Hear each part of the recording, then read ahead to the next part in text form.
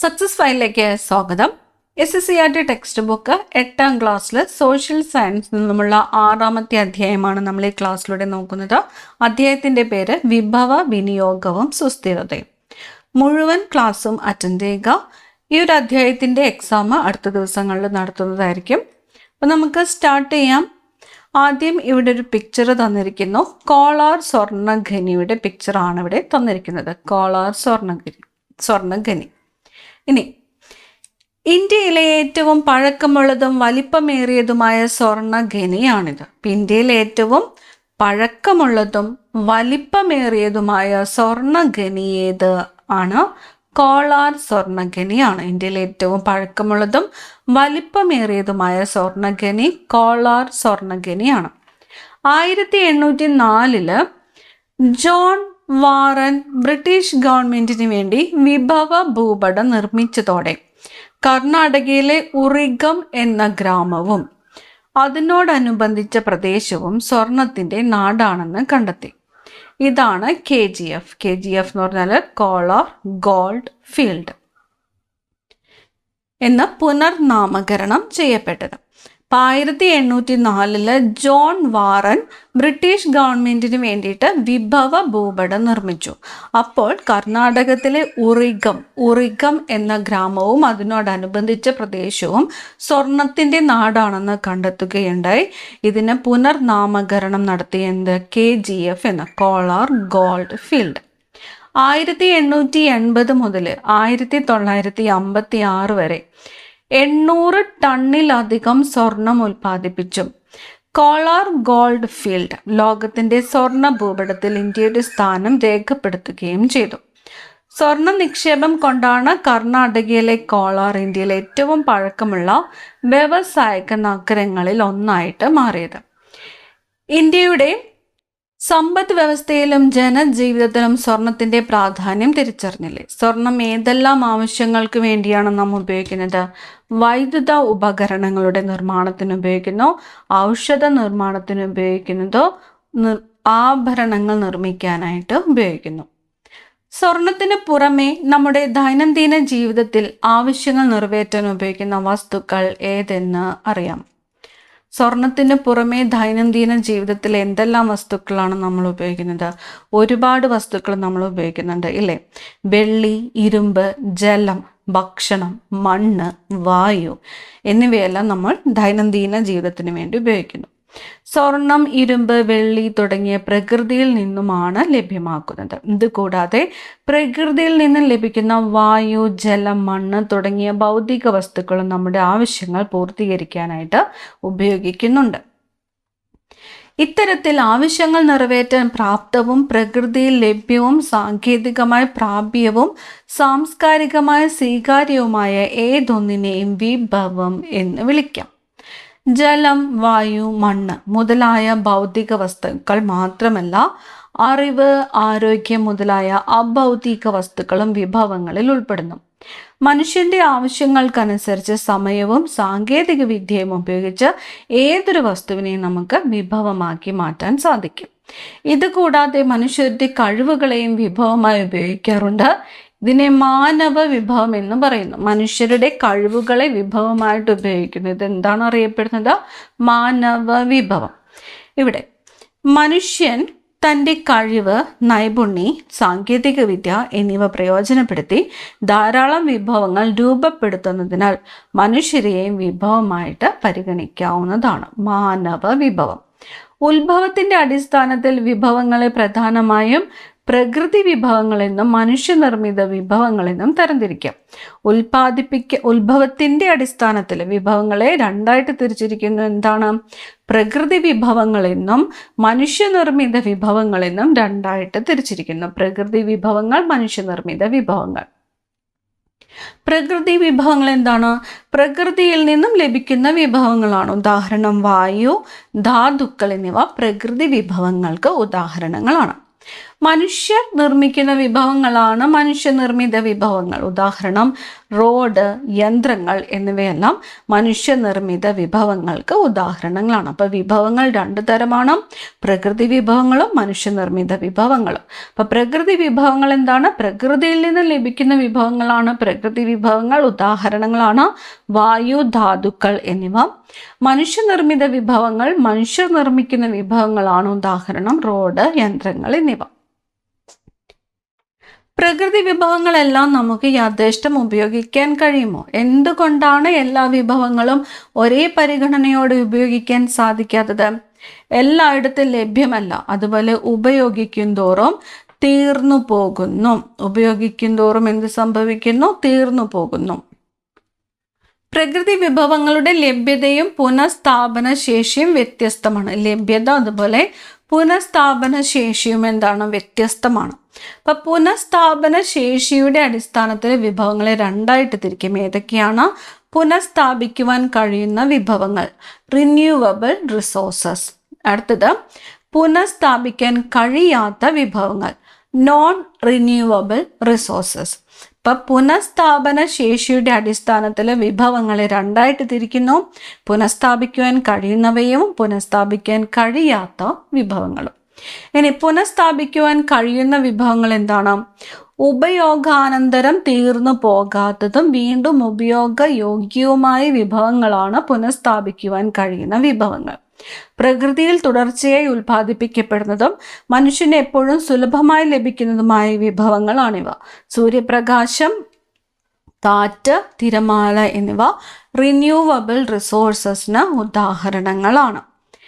ഏതൊക്കെയാണ്? സൂര്യപ്രകാശം, കാറ്റ്, തിരമാല. പുനഃസ്ഥാപിക്കാൻ കഴിയാത്ത വിഭവങ്ങൾ ദശലക്ഷക്കണക്കിന് വർഷങ്ങൾ കൊണ്ട് രൂപപ്പെടുന്നതും ഉപയോഗത്തിനനുസരിച്ച് അളവ് കുറയുന്നതുമായ വിഭവങ്ങളാണ് പുനഃസ്ഥാപിക്കാൻ കഴിയാത്ത വിഭവങ്ങൾ. ഉദാഹരണങ്ങൾ പറയുവാണെങ്കിൽ ഇരുമ്പ്, സ്വർണം, കൽക്കരി, പെട്രോളിയം തുടങ്ങിയവ നോൺ റിന്യൂവബിൾ റിസോഴ്സസിന് ഉദാഹരണങ്ങളാണ്. അവ എന്താണ്? ദശലക്ഷക്കണക്കിന് വർഷങ്ങൾ കൊണ്ട് രൂപപ്പെടുന്നതാണ്. അതുപോലെ തന്നെ ഉപയോഗത്തിനനുസരിച്ച് എന്ത് പറ്റുന്നു? അതിൻ്റെ അളവ് കുറഞ്ഞു പോവുകയും ചെയ്യുന്നു. അതാണ് പുനഃസ്ഥാപിക്കുവാൻ കഴിയാത്ത വിഭവങ്ങൾ. പുനഃസ്ഥാപിക്കുവാൻ കഴിയാത്ത വിഭവങ്ങൾക്ക് ഉദാഹരണങ്ങളാണ് ഇരുമ്പ്, സ്വർണം, കൽക്കരി, പെട്രോളിയം തുടങ്ങിയവ. ഈ ഒരു ഭാഗം പ്രധാനപ്പെട്ടതാണ്, ക്വസ്റ്റ്യൻസ് ചോദിക്കാറുണ്ട്. ഇനി കൊച്ചി അന്താരാഷ്ട്ര വിമാനത്താവളം സമ്പൂർണ്ണ സൗരോർജ വിമാനത്താവളം. കൊച്ചി അന്താരാഷ്ട്ര വിമാനത്താവളം സമ്പൂർണമായി സൗരോർജം ഉപയോഗിച്ച് പ്രവർത്തിക്കുന്ന ലോകത്തിലെ ആദ്യത്തെ വിമാനത്താവളമാണ് കൊച്ചി അന്താരാഷ്ട്ര വിമാനത്താവളം. നെടുമ്പാശ്ശേരിയിൽ സ്ഥിതി ചെയ്യുന്ന കൊച്ചി അന്താരാഷ്ട്ര വിമാനത്താവളമാണ് സമ്പൂർണമായിട്ട് സൗരോർജം ഉപയോഗിച്ച് പ്രവർത്തിക്കുന്ന ലോകത്തിലെ ആദ്യത്തെ വിമാനത്താവളം. പൊതുമേഖല, സ്വകാര്യ മേഖല പങ്കാളിത്തത്തോടെ തുടങ്ങിയ ഇന്ത്യയിലെ ആദ്യത്തെ വിമാനത്താവളമാണിത്. ഈ പോയിന്റ് നോട്ട് ചെയ്യുക. അപ്പൊ എന്താണ്? സമ്പൂർണ്ണ സൗരോർജം ഉപയോഗിച്ച് പ്രവർത്തിക്കുന്ന ലോകത്തിലെ ആദ്യത്തെ വിമാനത്താവളം, അതുപോലെ പൊതുമേഖലയുടെയും സ്വകാര്യ മേഖലയുടെയും പങ്കാളിത്തത്തോടെ തുടങ്ങിയ ഇന്ത്യയിലെ ആദ്യത്തെ വിമാനത്താവളമാണ് കൊച്ചി അന്താരാഷ്ട്ര വിമാനത്താവളം. സിആർ. ഈ 2 പോയിന്റ്സും പ്രത്യേകം നോട്ട് ചെയ്യുക. ഇനി മുംബൈ ഹൈ അല്ലെങ്കിൽ ബോംബെ ഹൈ. മഹാരാഷ്ട്രയിലെ മുംബൈ തീരത്ത് നിന്ന് 160 കിലോമീറ്റർ അകലെ അറബിക്കടലിൽ സ്ഥിതി ചെയ്യുന്ന വലിയ എണ്ണപ്പാടമാണ് മുംബൈ ഹൈ.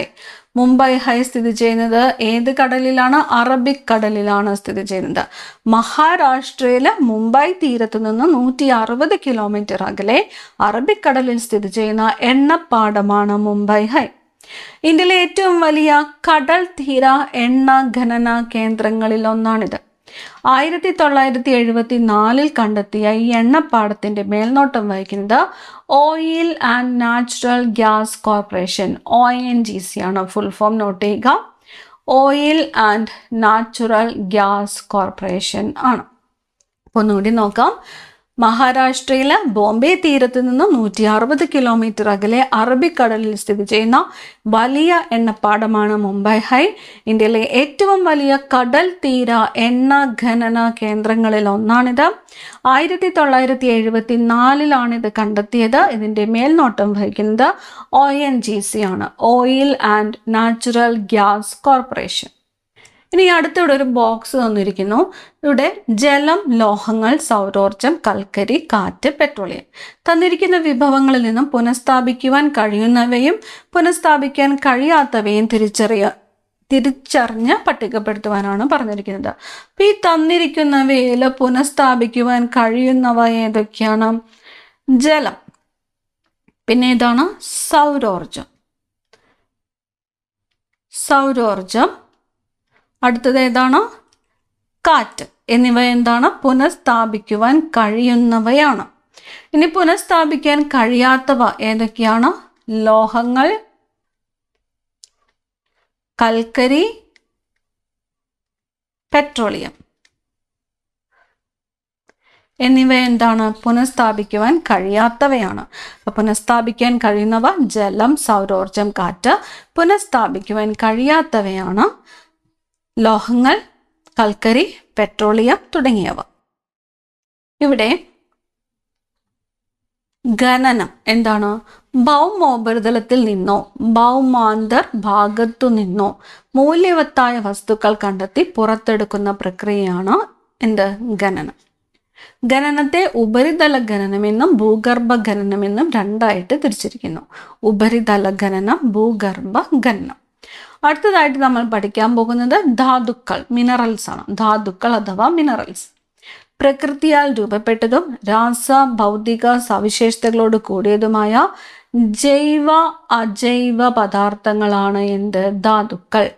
പ്രകൃതിയാൽ രൂപപ്പെട്ടതും രാസ ഭൗതിക സവിശേഷതകളോട് കൂടിയതുമായ ജൈവ അജൈവ പദാർത്ഥങ്ങളാണ് ധാതുക്കൾ.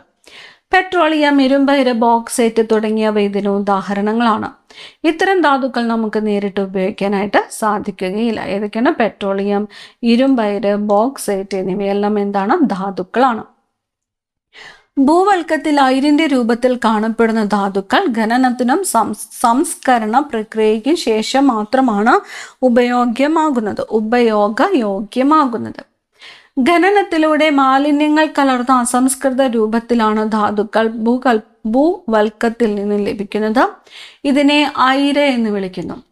മാലിന്യങ്ങൾ കലർന്ന അസംസ്കൃത രൂപത്തിൽ ലഭിക്കുന്ന ധാതുക്കൾ അറിയപ്പെടുന്നത് അയിര് എന്നാണ്.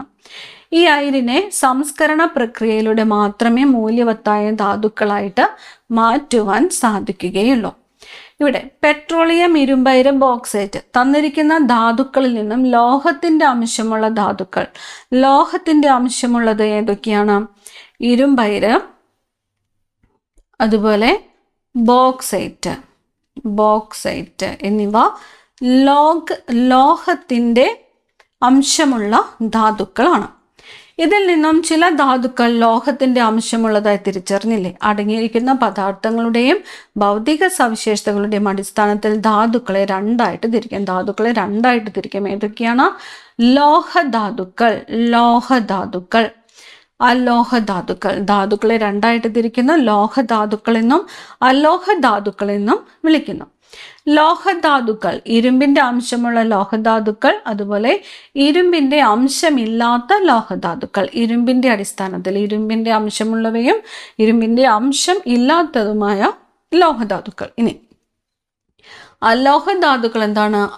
ജൈവധാതുക്കൾ, അതുപോലെ അജൈവ ധാതുക്കൾ. ലോഹധാതുക്കൾ, മെറ്റാലിക് മിനറൽസ്. പ്രകൃതിയിൽ സ്വാഭാവികമായി കാണപ്പെടുന്ന ലോഹത്തിന്റെ അംശമുള്ളവയാണ് ലോഹധാതുക്കൾ. സംസ്കരണ പ്രക്രിയയിലൂടെ ലോഹധാതുക്കളിൽ നിന്നും വേർതിരിച്ചെടുക്കുന്ന ലോഹം സാധാരണയായി കടുപ്പമുള്ളതും തിളക്കമുള്ളതുമാണ്. എന്താണ്?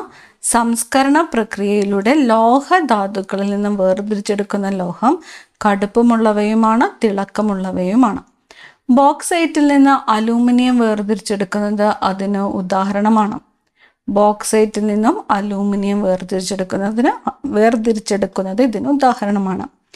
ഇരുമ്പിൻ്റെ സാന്നിധ്യത്തിൻ്റെ അടിസ്ഥാനത്തിൽ ലോഹധാതുക്കളെ രണ്ടായി തിരിച്ചിരിക്കുന്നു. ഇവിടെ സവിശേഷതകൾ ഏതൊക്കെയാണെന്ന് പരിശോധിക്കാം. എന്തിൻ്റെ അടിസ്ഥാനത്തിലാണ്? ഇരുമ്പിൻ്റെ സാന്നിധ്യത്തിൻ്റെ അടിസ്ഥാനത്തിലാണ് ലോഹധാതുക്കളെ രണ്ടായിട്ട് തിരിച്ചിരിക്കുന്നത്. ഇരുമ്പിൻ്റെ അംശമുള്ള ലോഹങ്ങൾ ഫെറസ് മിനറൽസ്, ഇരുമ്പിൻ്റെ അംശമില്ലാത്ത ലോഹങ്ങൾ നോൺ ഫെറസ് മിനറൽസ്. ഇരുമ്പിൻ്റെ അംശമുള്ള ലോഹങ്ങൾ ചാരനിറത്തിൽ കാണപ്പെടുന്നു. കാന്തിക സ്വഭാവമുള്ളവയായിരിക്കും, ഭാരം കൂടുതലായിരിക്കും. നോട്ടേക്ക പ്രസ്താവന ടൈപ്പ് ക്വസ്റ്റ്യൻസ് പ്രതീക്ഷിക്കാം.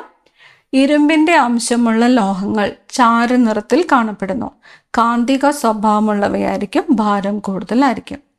ഇരുമ്പിൻ്റെ അംശമില്ലാത്ത ലോഹങ്ങളോ വ്യത്യസ്ത നിറങ്ങളിൽ കാണപ്പെടുന്നു. ഇരുമ്പിൻ്റെ അംശമുള്ളവ ചാരനിറത്തിലാണ് കാണപ്പെടുന്നത്. ഇനി ഇരുമ്പിൻ്റെ അംശമില്ലാത്തവ സ്വാഭാവികമായിട്ട് കാന്തിക സ്വഭാവമില്ലാത്തവയാണ്, താരതമ്യേന ഭാരം കുറവും ആയിരിക്കും. ഇരുമ്പിൻ്റെ അംശമുള്ള ലോഹങ്ങൾ ചാരനിറത്തിൽ കാണപ്പെടുന്നു. കാന്തിക സ്വഭാവമുള്ളവയാണ്, ഭാരം കൂടുതലാണ്. ഇരുമ്പിൻ്റെ അംശമില്ലാത്ത ലോഹങ്ങൾ വ്യത്യസ്ത നിറങ്ങളിൽ കാണപ്പെടുന്നു. കാന്തിക സ്വഭാവമില്ലാത്തവയാണ്, താരതമ്യേന ഭാരം കുറവാണ്. ഇനി ഇരുമ്പയിരുകൾ. അടങ്ങിയിരിക്കുന്ന ഇരുമ്പിൻ്റെ അടിസ്ഥാനത്തിൽ ഇരുമ്പയിരിനെ 4ആയിട്ട് തരംതിരിക്കാം. Magnetite, hematite, limonite, siderite. അടങ്ങിയിരിക്കുന്ന ഇരുമ്പിൻ്റെ അടിസ്ഥാനത്തിൽ 4ആയിട്ട് തിരിക്കുന്ന ഏതൊക്കെയാണ്? Magnetite, hematite, limonite, siderite. മാഗ്നറ്റൈറ്റിനെ കറുത്തയിര എന്ന് വിളിക്കുന്നു. കറുത്തയിര എന്നറിയപ്പെടുന്നത് ഏതാണ്? കറുത്തയിര മാഗ്നറ്റൈറ്റ് ആണ്. കറുത്തയിര മാഗ്നറ്റൈറ്റ്. മികച്ച ഗുണനിലവാരമുള്ള മാഗ്നറ്റൈറ്റ് തമിഴ്നാട്, കർണാടകം, ജാർഖണ്ഡ്, ഗോവ, ആന്ധ്രാപ്രദേശ് തുടങ്ങിയ സംസ്ഥാനങ്ങളിൽ കാണപ്പെടുന്നു. അപ്പം മികച്ച ഗുണനിലവാരമുള്ള മാഗ്നറ്റൈറ്റ് എവിടെയൊക്കെയാണ് കാണപ്പെടുന്നത്? തമിഴ്നാട്, കർണാടകം, ജാർഖണ്ഡ്, ഗോവ, ആന്ധ്രാപ്രദേശ് തുടങ്ങിയ സംസ്ഥാനങ്ങളിൽ കാണപ്പെടുന്നു. അപ്പോൾ അടങ്ങിയിരിക്കുന്ന ഇരുമ്പിൻ്റെ അടിസ്ഥാനത്തിൽ ഇരുമ്പിനെ 4ആയിട്ട് തിരിക്കുക. ഏതൊക്കെയാണ്? Magnetite, hematite, limonite, siderite. കറുത്തയിര എന്നറിയപ്പെടുന്നത് മാഗ്നറ്റൈറ്റ് ആണ്. അടുത്തത് അലോഹധാതുക്കളാണ്. അലോഹധാതുക്കൾ. ലോഹത്തിൻ്റെ അംശമില്ലാത്ത ധാതുക്കളെയാണ് അലോഹധാതുക്കൾ എന്ന് പറയുന്നത്. അലോഹധാതുക്കൾക്ക് കാഠിന്യം, തിളക്കം, വഴക്കം തുടങ്ങിയ ഗുണങ്ങൾ താരതമ്യേന കുറവാണ്. ജൈവധാതുക്കളെന്നും അജൈവധാതുക്കളെന്നും അലോഹധാതുക്കളെ 2ആയിട്ട് തിരിക്കുന്നു. കൽക്കരി, പെട്രോളിയം പോലുള്ള ജൈവധാതുക്കളിൽ ജൈവിക ഘടകങ്ങൾ അടങ്ങിയിട്ടുണ്ട്. എന്നാൽ ഗ്രാഫൈറ്റ്, കളിമണ്ണ് പോലുള്ള അജൈവധാതുക്കളിൽ അജൈവിക ഘടകങ്ങളാണ് അടങ്ങിയിരിക്കുന്നത്.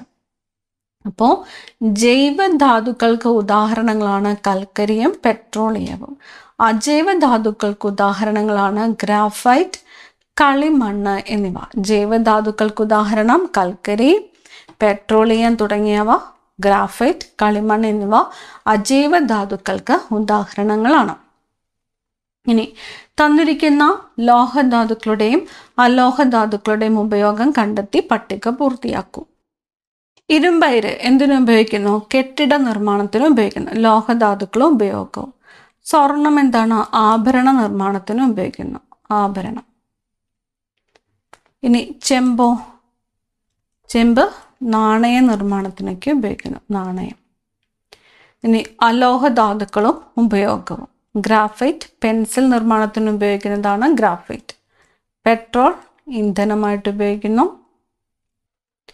കളിമണ്ണോ മൺപാത്ര നിർമ്മാണത്തിന് ഉപയോഗിക്കുന്നു.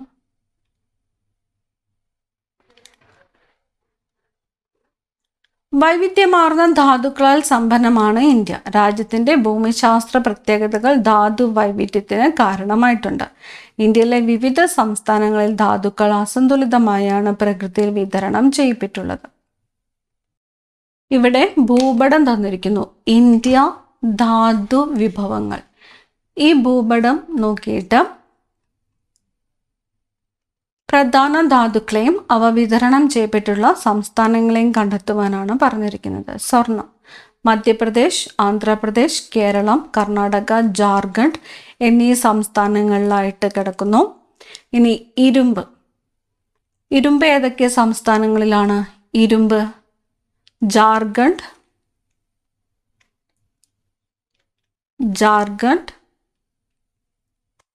ഇരുമ്പ് മെയിനായിട്ട് കാണപ്പെടുന്ന സംസ്ഥാനങ്ങൾ ജാർഖണ്ഡ്, ഒഡീഷ, ഛത്തീസ്ഗഡ്, ഉത്തർപ്രദേശ്, തമിഴ്നാട് എന്നിവിടങ്ങളിലാണ്. ജാർഖണ്ഡ്, ഒഡീഷ, ഛത്തീസ്ഗഡ്, ഉത്തർപ്രദേശ്, തമിഴ്നാട്. കൽക്കരി പ്രധാനമായിട്ടും കാണപ്പെടുന്നത് ജാർഖണ്ഡ്, ഒഡീഷ, ഉത്തർപ്രദേശ്, പശ്ചിമ ബംഗാൾ, മേഘാലയ എന്നിവിടങ്ങളിലാണ്. ജാർഖണ്ഡ്, ഒഡീഷ, ഉത്തർപ്രദേശ്, പശ്ചിമ ബംഗാൾ, മേഘാലയ. മാംഗനീസ്. മാംഗനീസ് പ്രധാനമായിട്ടും കാണപ്പെടുന്നത് മധ്യപ്രദേശ്, മഹാരാഷ്ട്ര, ഒഡീഷ, പശ്ചിമ ബംഗാൾ എന്നിവിടങ്ങളിലാണ്. മധ്യപ്രദേശ്, മഹാരാഷ്ട്ര, ഒഡീഷ, പശ്ചിമ ബംഗാൾ. ഉൽപാദന വ്യവസായം. അസംസ്കൃത വസ്തുക്കൾ യന്ത്രങ്ങൾ ഉപയോഗിച്ച് പ്രാദേശികവും വിദൂരവുമായ വിപണികളിൽ വിൽക്കാൻ ഉയർന്ന മൂല്യമുള്ള ഉൽപ്പന്നങ്ങളാക്കി മാറ്റുന്ന പ്രക്രിയയാണ് ഉൽപാദന വ്യവസായം എന്ന് പറയുന്നത്. ഇന്ത്യയിലെ ഉൽപാദന വ്യവസായങ്ങൾ. ധാതുക്കൾ എങ്ങനെയെല്ലാമാണ് മനുഷ്യന് ഉപയോഗപ്രദമാകുന്നത് എന്ന് നമ്മൾ ചർച്ച ചെയ്തല്ലോ. ഇന്ത്യയിലെ ഉൽപാദന വ്യവസായങ്ങൾ. ധാതുക്കൾ എങ്ങനെയെല്ലാമാണ് മനുഷ്യന് ഉപയോഗപ്രദമാകുന്നത്? ഇന്ത്യയുടെ വിവിധ സംസ്ഥാനങ്ങളിൽ വിതരണം ചെയ്തിട്ടുള്ള ഈ ധാതുക്കൾ ഇന്ത്യയിലെ ഉൽപാദന വ്യവസായിക മേഖലകളിൽ പ്രധാന പങ്ക് വഹിക്കുന്നു. വ്യത്യസ്ത സംസ്കരണ പ്രക്രിയയിലൂടെ വേർതിരിച്ചെടുക്കുന്ന ധാതുക്കളാണ് വ്യവസായങ്ങളുടെ പ്രധാന അസംസ്കൃത വസ്തു. അസംസ്കൃത വസ്തുക്കളുടെ അടിസ്ഥാനത്തിൽ ഉൽപാദന വ്യവസായങ്ങളെ പ്രധാനമായും താഴെ പറയുന്ന രീതിയിൽ തരംതിരിക്കാം. ഉൽപാദന വ്യവസായങ്ങൾ: കാർഷികാധിഷ്ഠിത വ്യവസായം, ധാതു അധിഷ്ഠിത വ്യവസായം, രാസാധിഷ്ഠിത വ്യവസായം, വനാധിഷ്ഠിത വ്യവസായം, മൃഗാധിഷ്ഠിത വ്യവസായം. കാർഷിക അധിഷ്ഠിത വ്യവസായത്തിന് ഉദാഹരണമാണ് പഞ്ചസാര വ്യവസായം.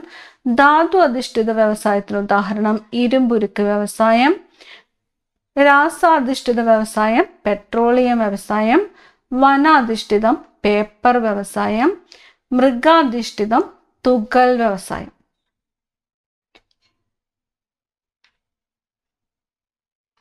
ഇന്ത്യ ഉൽപാദന വ്യവസായങ്ങൾ. ഭൂപടം നിരീക്ഷിച്ച് തന്നിരിക്കുന്ന പട്ടിക പൂർത്തിയാക്കുവാൻ പറഞ്ഞിരിക്കുന്നു. പ്രധാന ഉൽപാദന വ്യവസായങ്ങൾ അവ സംസ്ഥാനങ്ങൾ ഏതൊക്കെ സംസ്ഥാനങ്ങളിലാണ്? ഇരുമ്പുരുക്ക് വ്യവസായം ഒഡീഷ, പശ്ചിമ ബംഗാൾ, ഛത്തീസ്ഗഡ്. പരുത്തിത്തുണി വ്യവസായം ഉത്തർപ്രദേശ്, തമിഴ്നാട്, മഹാരാഷ്ട്ര. പെട്രോളിയം വ്യവസായം ഗുജറാത്ത്, ഹരിയാന, ഉത്തർപ്രദേശ്. പട്ടുതുണി വ്യവസായം ഒഡീഷ, പശ്ചിമ ബംഗാൾ, തമിഴ്നാട്.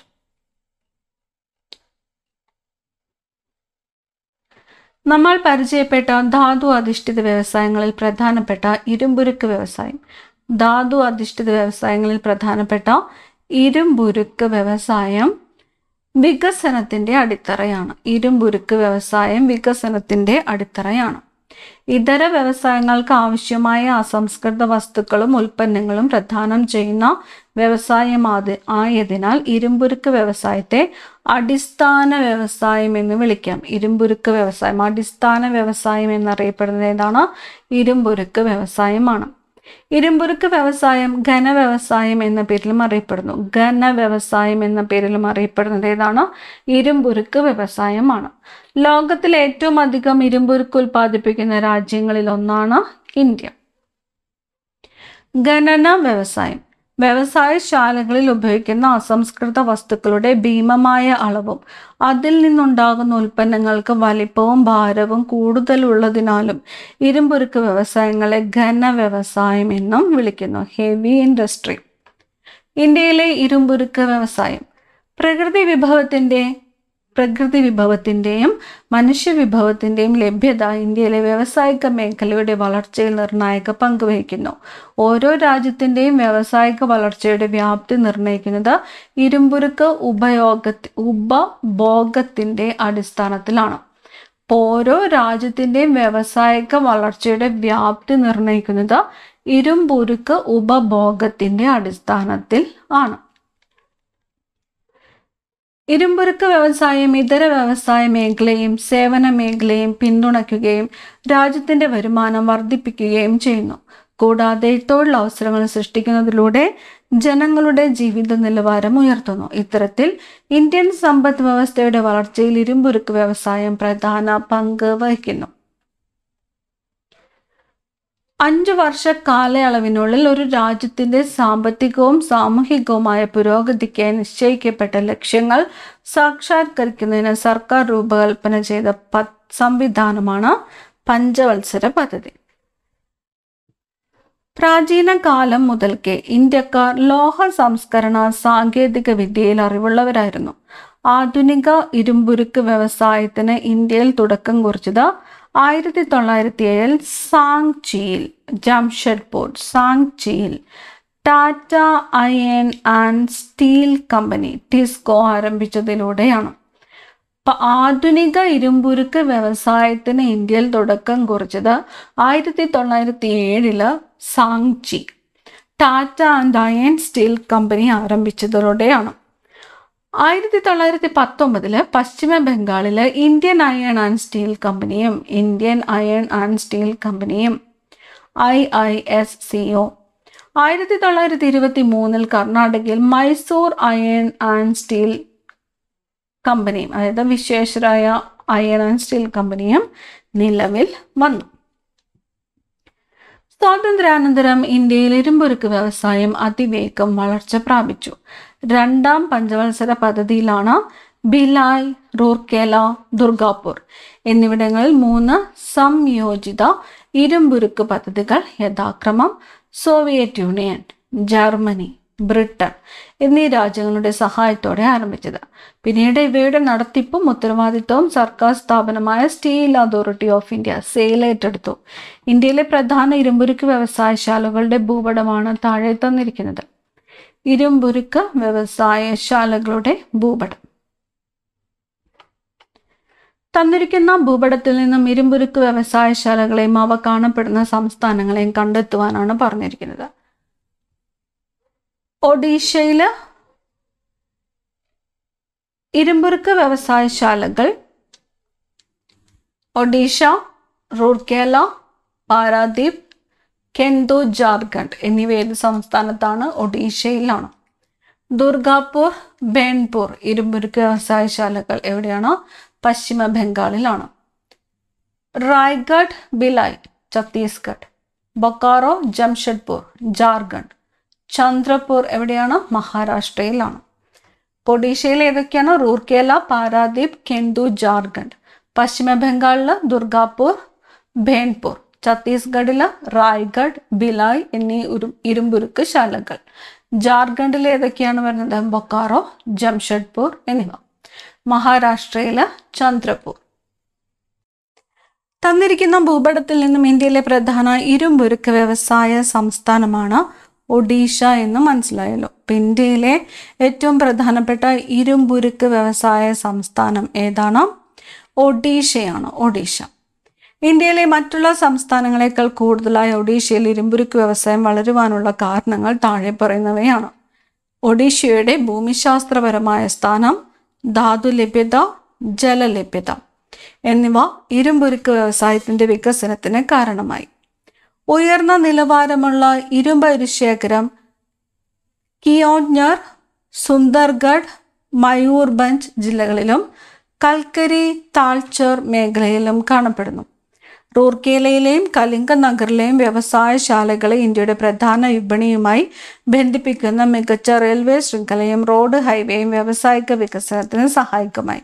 കൂടാതെ ദൈർഘ്യമേറിയ തീരപ്രദേശവും തുറമുഖങ്ങളും ആഭ്യന്തര അന്തർദേശീയ വ്യാപാരത്തിന് അനുകൂല സാഹചര്യമായതോടെ ഒഡീഷ ഇരുമ്പുരുക്ക് വ്യവസായത്തിന്റെ കേന്ദ്രമായി. ഒഡീഷ ഇരുമ്പുരുക്ക് വ്യവസായത്തിന്റെ കേന്ദ്രമായി. ഉൽപാദന വ്യവസായങ്ങളുടെ വിതരണത്തെ സ്വാധീനിക്കുന്ന ഘടകങ്ങൾ.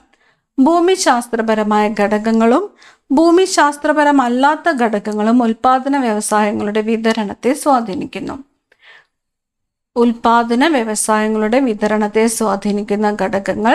ഭൂമിശാസ്ത്രപരമായ ഘടകങ്ങൾ ഏതൊക്കെയാണ്? ഭൂഘടന, കാലാവസ്ഥ, ജലം, ഊർജം, അസംസ്കൃത വസ്തുക്കൾ. ഭൂമിശാസ്ത്രപരമല്ലാത്ത ഘടകങ്ങൾ ഏതൊക്കെയാണ്?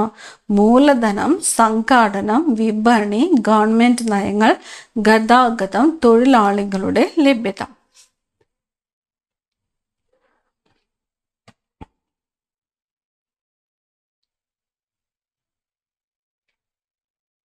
അടുത്ത് നമുക്ക് പഠിക്കാനുള്ളത് മലിനീകരണം. വായു, ജലം, മണ്ണ് എന്നിവയുടെ ഭൗതികമോ രാസപരമോ ജൈവികമോ ആയ സ്വഭാവ സവിശേഷതകളിലെ അനഭിലഷണീയമായ മാറ്റങ്ങളാണ് മലിനീകരണം. മനുഷ്യന്റെ അശാസ്ത്രീയമായ ഇടപെടലുകൾ മലിനീകരണത്തിന് കാരണമാകുന്നു. ഇത് ഭൂമിയുടെ സുസ്ഥിരതയ്ക്ക് ഭീഷണിയായി തീരുകയും പരിസ്ഥിതിയുടെ പുനരുജ്ജീവന ശേഷിയെ ബാധിക്കുകയും ചെയ്യുന്നു. വിവിധ തരം മലിനീകരണങ്ങൾ: വായു മലിനീകരണം, ജലമലിനീകരണം, മണ്ണ് മലിനീകരണം, ശബ്ദ മലിനീകരണം, വിഭവ ശോഷണം. ഓക്കെ, നമുക്ക് മലിനീകരണങ്ങൾ നോക്കാം. ഏതൊക്കെയാണ്? വായു മലിനീകരണം.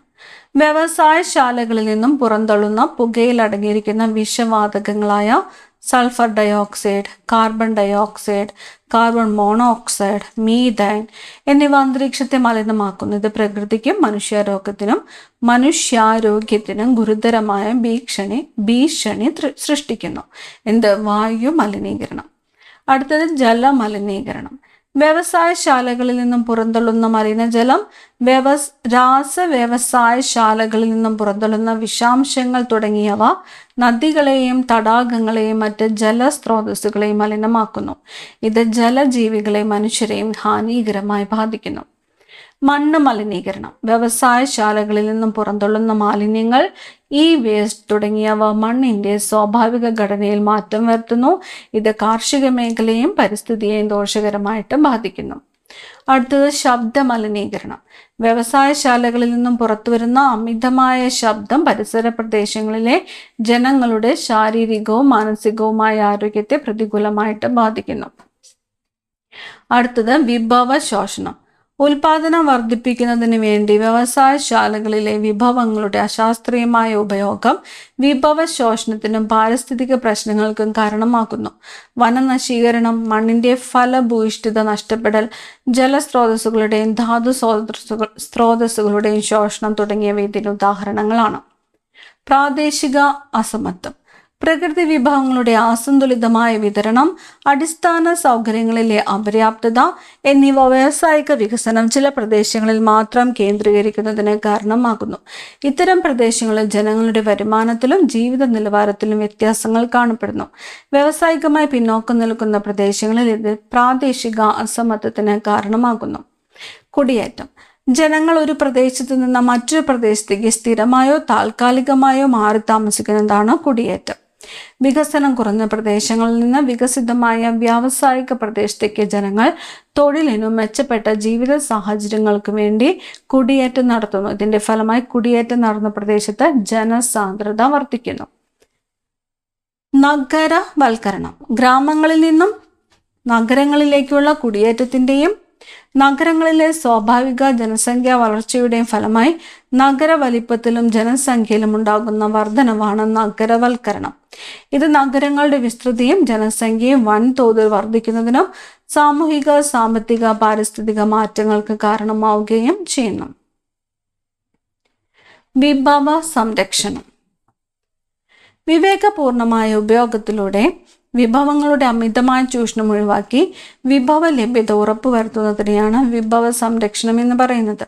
ഭാവി തലമുറയ്ക്ക് വിഭവങ്ങൾ സംരക്ഷിക്കുക, പരിസ്ഥിതിയുടെ സന്തുലിതാവസ്ഥ നിലനിർത്തുക, പ്രകൃതിയിലും മനുഷ്യരിലും ഏൽപ്പിക്കുന്ന ആഘാതങ്ങൾ കുറയ്ക്കുക എന്നിവയാണ് വിഭവ സംരക്ഷണത്തിന്റെ ലക്ഷ്യങ്ങൾ. പ്രധാന വിഭവ സംരക്ഷണ മാർഗങ്ങൾ: വിഭവങ്ങളുടെ പുനരുപയോഗം, ജലസംരക്ഷണം, ഊർജ സംരക്ഷണം, വന സംരക്ഷണം. വിഭവ സംരക്ഷണം എന്ന ആശയം പ്രകൃതി വിഭവങ്ങളുടെ ശോഷണം തടയുന്നതിനും ഭാവി തലമുറയ്ക്ക് വിഭവങ്ങളുടെ ലഭ്യത ഉറപ്പാക്കുന്നതിനും വേണ്ടിയാണ്. നിലവിൽ വിഭവ സംരക്ഷണത്തിനായി ലോകരാജ്യങ്ങൾ പിന്തുടരുന്ന പ്രധാനപ്പെട്ട നയമാണ് സുസ്ഥിര വികസനം. സുസ്ഥിര വികസനം എന്താണ്? സുസ്ഥിര വികസനം ഭാവി തലമുറയ്ക്ക് തങ്ങളുടെ ആവശ്യങ്ങൾ നിറവേറ്റുവാനുള്ള ശേഷിക്ക് കോട്ടം തട്ടാത്ത വിധത്തിൽ നിലവിലെ ആവശ്യങ്ങൾ നിർവഹിക്കുന്ന രീതിയിലുള്ള വികസനമാണ് സുസ്ഥിര വികസനം. പരിസ്ഥിതിയുടെ ക്ഷേമവും ജനങ്ങളുടെ ജീവിത നിലവാരവും തമ്മിലുള്ള സന്തുലനാവസ്ഥയിലൂടെ സാമ്പത്തിക വളർച്ച കൈവരിക്കാം. വിഭവങ്ങൾ പുനഃചംക്രമണം ചെയ്യുക, ഉപയോഗം കുറയ്ക്കുക, പുനരുപയോഗിക്കുക എന്നിവയാണ് സുസ്ഥിര വികസനത്തിലേക്ക് എത്താനുള്ള ചില മാർഗങ്ങൾ. 2030 സുസ്ഥിര വികസനം നേടിയെടുക്കുക എന്ന ലക്ഷ്യത്തോടെ ഐക്യരാഷ്ട്രസഭ 2018 മുന്നോട്ട് വെച്ച 17 ലക്ഷ്യങ്ങളുടെ സഞ്ചയനമാണ് സുസ്ഥിര വികസന ലക്ഷ്യങ്ങൾ എന്നാണ്. 2015 മുന്നോട്ട് വെച്ച 17 ലക്ഷ്യങ്ങളുടെ സഞ്ചയമാണ് സുസ്ഥിര വികസന ലക്ഷ്യങ്ങൾ. ഈ ഒരു അധ്യായത്തിൽ ഇത്രയും കാര്യങ്ങളാണ് പഠിച്ചിരിക്കുന്നത്. ഈ ഒരു അധ്യായത്തിൻ്റെ എക്സാം അടുത്ത ദിവസങ്ങളിലായിട്ട് നടത്തുന്നതായിരിക്കും. മുഴുവനായിട്ടും പഠിച്ചു വെക്കുക. അപ്പം നമുക്ക് അടുത്ത ക്ലാസ്സിൽ കാണാം. Thank you.